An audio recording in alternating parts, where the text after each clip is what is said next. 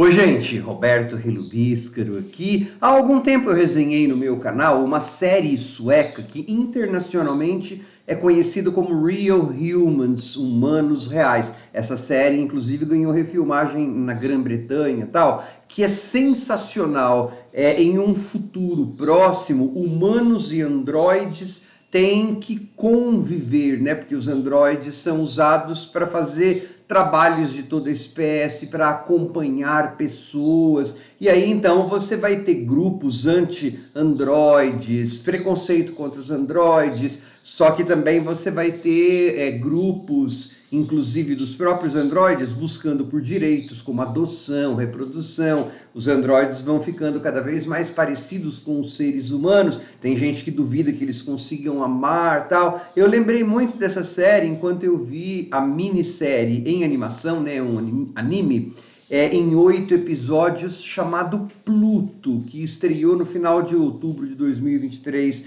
na Netflix, e que se não fosse um espectador do canal, eu jamais saberia, tá? Olha, eu vou adiantar o jogo já. Pluto é uma das melhores coisas que eu vi em 2023, ponto. Tá? Eu não estou dizendo de anime, porque eu não assisto, né? Mas assim, é uma história que tem um mix de detetive com ficção científica que é assim extremamente adulto, extremamente bem feito. Não tem aquelas coisas de animação que eu não gosto e eu me dou o direito de não gostar, que é aqueles alívios cômicos, bichinho, criancinha, fazendo... Eu detesto isso, não vejo. Isso aí não, ela é bem lenta, na verdade ela é bem sombria, porque os robôs eles vão aprender a ter remorso, né? Eles vão aprender a ter ódio também. E uma das coisas que a minissérie diz é que este ciclo de ódio que o ser humano tem é que precisa ser resolvido provavelmente antes de a gente querer botar robôs junto conosco, né, inteligências artificiais junto conosco, porque provavelmente elas podem aprender também esse ciclo de ódio, mas existe uma esperança. Aí eu lembrei de uma outra coisa sueca, é um filme de ficção científica, pelo menos tinha na Amazon Prime, a Niara, eu já resenhei aqui, que os humanos conseguem assim matar a inteligência artificial de tão deprê que ela fica. Só que antes de continuar falando do Pluto, eu gostaria de convidá-los a se inscreverem no canal Robertando, curtir os vídeos, compartilhá-los. Agradeço bastante. Eu vi em inglês, tá? E aí tem o menininho, que é o Atom, que é o Astro Boy. Daí eu aprendi. O Astro Boy, assim, eu me lembro de quando era criança, passava, tal. Eu não sigo anime, não sigo mangá, nem nada, mas o Astro Boy eu lembro. Diz que essa história é baseada em uma história, né, em um arco de alguma história do Astro Boy. E para quem é muito novo, tal, aquelas leis dos androides que tem nessa série Pluto, que também androides não podem matar ser humano, blá blá blá, isso é criado lá pelo Isaac Asimov, tá? Um autor de ficção científica do Fundação, tal. Essas mesmas regras também estão nessa série sueca que eu falei, Real Human. Mas sobre o que é Pluto? Pluto é o deus romano da morte, é o Plutão, tá?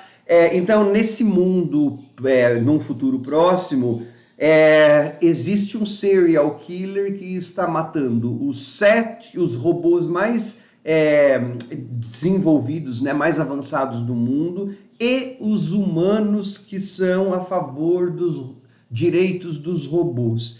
Para investigar esse caso, vem à tona um detetive da Europol, Gaslit, parece que ele chama, loiro, sim, já de meia idade, e ele é um dos 7 robôs mais avançados do mundo, ou seja, o próprio detetive em questão está na lista dos ameaçados. E aí também existe o menininho Atom, que é o Astro Boy, vai estar, vários outros robôs, tá? E pode haver um complicador, porque os crimes são muito elaborados, né?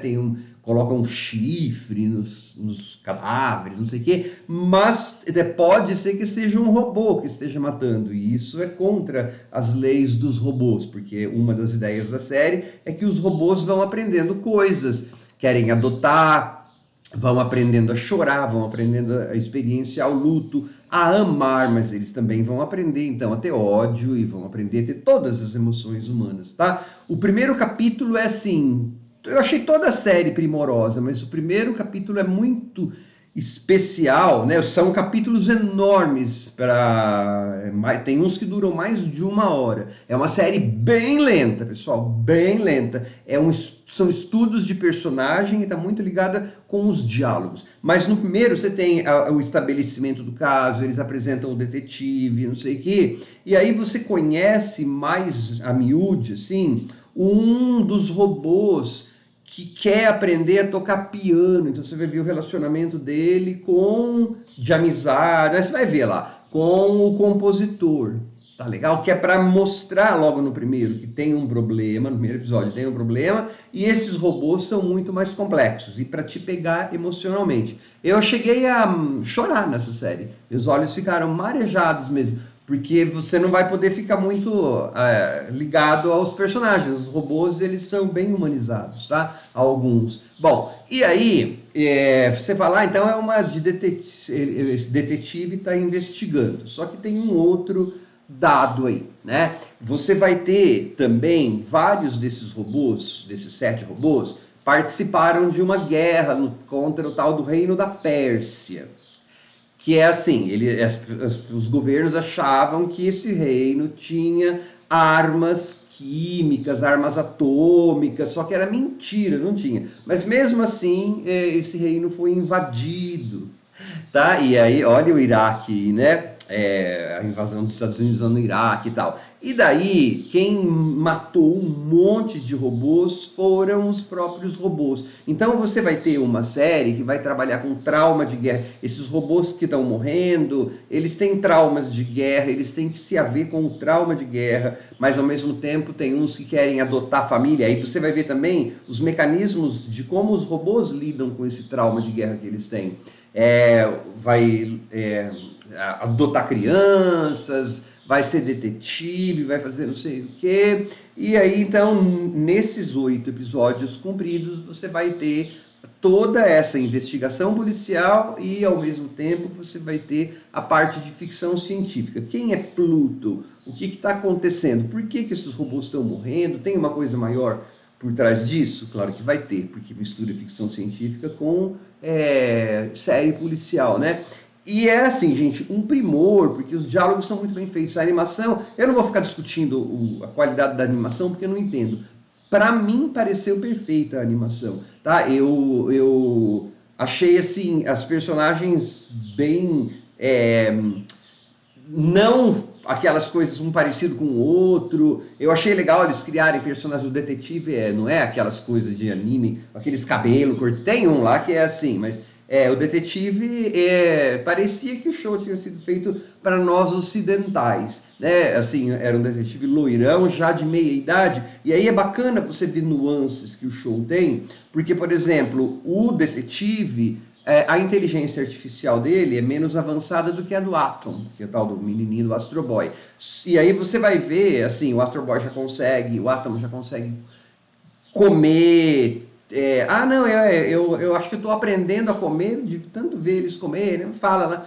Quer dizer, mostrando que a idade não necessariamente traz sabedoria. Aquele menino, aquela nova geração, tem que ouvir essa nova geração. Você vai ver que a todo momento você vai ter discussões filosóficas, vamos dizer assim, de direitos dos robôs. E aí, é claro, né, você vai pegar essas discussões e transportar para os preconceitos humanos de hoje em dia, de grupos raciais, de grupos de preferência sexual, de orientação sexual, whatever, de nacionalidades, né? Então você tem as partes individuais, só que você tem as partes geopolíticas também em jogo e sociais, porque essa história se passa no Japão, ela se passa em vários lugares da Europa, né? Na Alemanha, não sei onde. É assim, é um primor a história.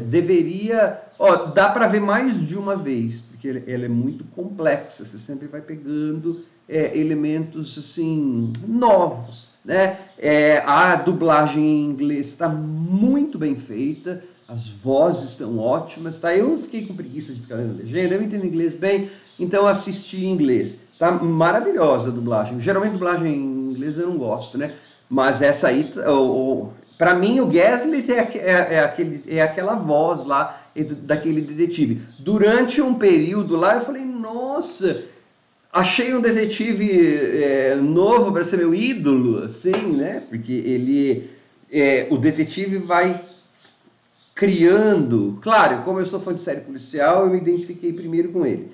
Ele vai se revelando para nós cada vez mais complexo, porque ele parece ser uma inteligência artificial implacável, né? Mas aí você vai vendo flashbacks. Ele tem uma esposa, que aí não é flashback, mas ele tentaram adotar uma criança, então ele tem uma relação com isso, que pode custar caro para ele, enfim. É muito complexa esse Pluto. E eu fiquei sabendo que não houve nenhuma divulgação da Netflix, né? Por isso que eu falei que no começo, quem me chamou a atenção foi um espectador, né? E achei de certo, ele percebeu que é um tipo de série que eu poderia gostar, porque assim, se tem essas coisas de muita luta e de aqueles cabelos voando e bichinho fazendo...